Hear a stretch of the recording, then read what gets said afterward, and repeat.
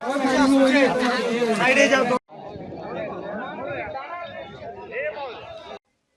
रे आतंक खेलाई बाघ।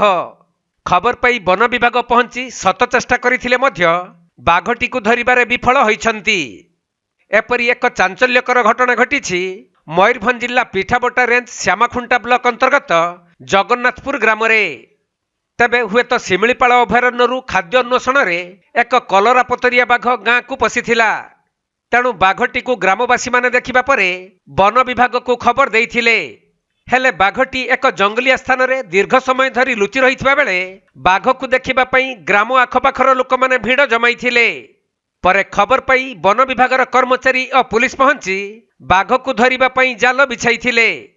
आउ वन कर्मचारी सहित एसटीआर डेप्यूटी डायरेक्टर सम्राट गौड़ा पहुंची बाघटी को उद्धार करने पई उद्यम जारी करथिले हैं बाघटी भीड़ देखि दौड़ी पलाई जाइथिला। परे बाघटी को खोजिबा पई ड्रोन रो सहायता रे धरिबा को उद्यम करा जाइथिबा बेले सेथिरे मध्य असफल होइथिले वन विभाग।